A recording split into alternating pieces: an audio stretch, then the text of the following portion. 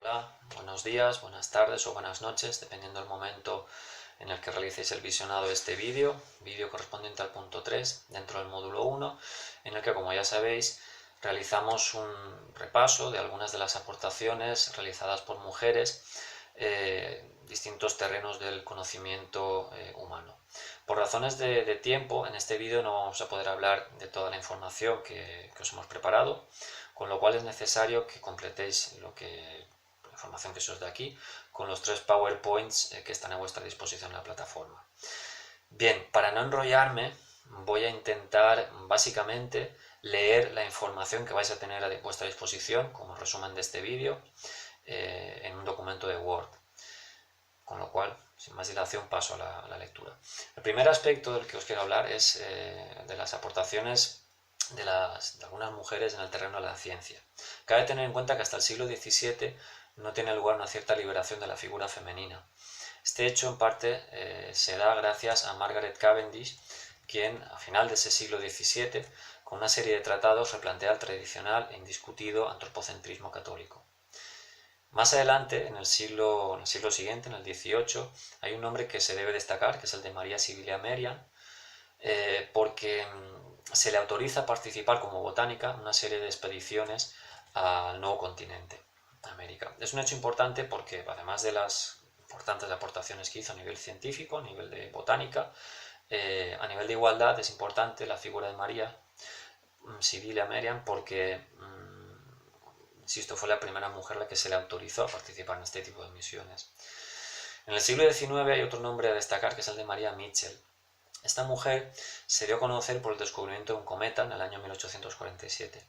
También trabajó en la oficina de elaboración de una serie de almanaques para la Armada, para el ejército de los Estados Unidos, calculando tablas de las posiciones astronómicas que servían para la navegación marítima.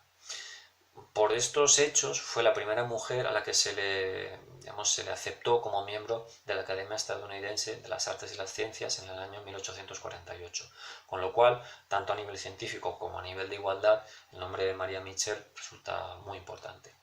Pasamos ya a la pintura.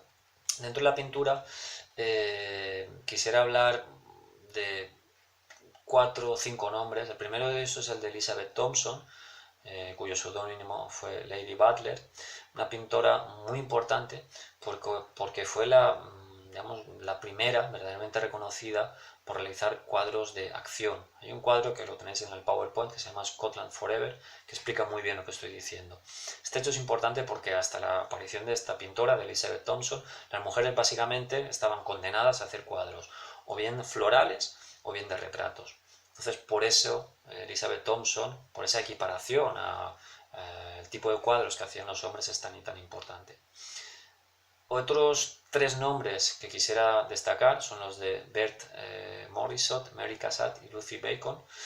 Son 3 pintoras, sobre todo las 2 últimas, muy importantes, puesto que ya en la década de los 60 del siglo XIX, 1860, cuando todavía el impresionismo era un estilo que estaba balbuceando, ellas ya lo estaban practicando, o sea que se adelantaron bastante a muchos nombres que supuestamente son los que, nombres de hombres, que son los que en teoría cambiaron toda la historia del arte pictórico, con lo cual es digno de hacer mención a estos nombres, repito, Berthe Morisot, Lucy Bacon y Maria Cassatt, puesto que cuando prácticamente ningún hombre estaba haciendo impresionismo, ellas ya estaban también haciéndolo.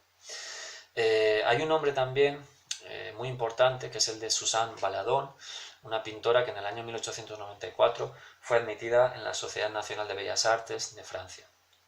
Más allá del valor indiscutible de su obra pictórica, su figura resulta, digamos, muy importante a nivel de igualdad, porque en un principio Suzanne era simplemente una modelo para posados de cuadros, además una modelo, digamos, no importante, pero a través de este contacto con la pintura se interesó por este arte y resultó que Suzanne Valadon no era solamente una modelo, sino que además tenía un gran talento como pintora, gran talento que acompañado de esfuerzo y de tesón por su parte le permitió, pues, como he dicho, en el año 1894 ser admitida como primera mujer en una sociedad tan cerrada a las pintoras, ¿no?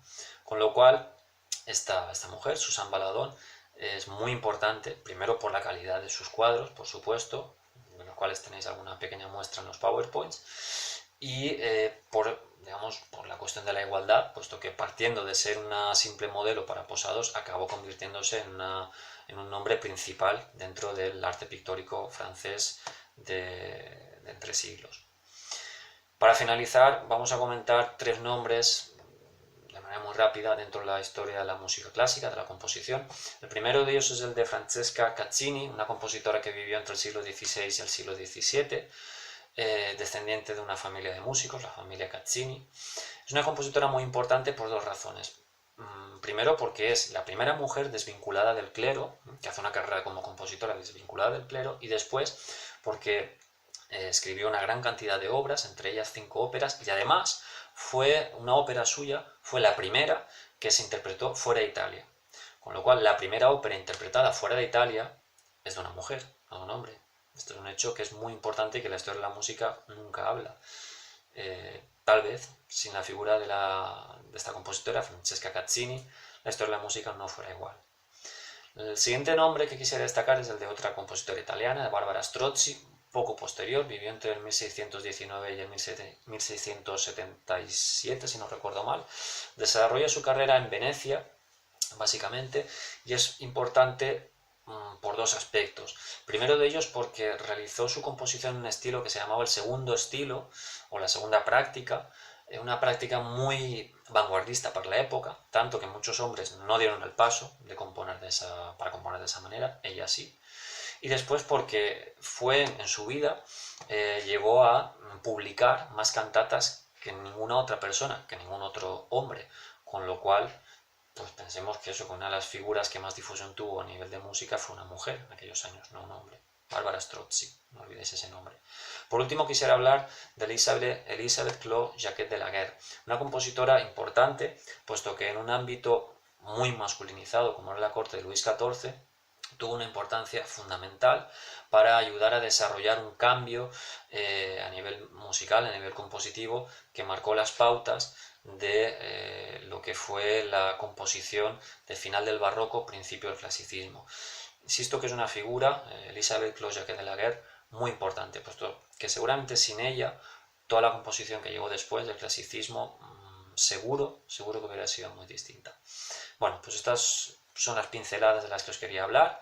Insisto que toda esta información la tenéis que complementar con la información que tenéis en los 3 PowerPoints. Muchas gracias y un saludo. Hasta luego.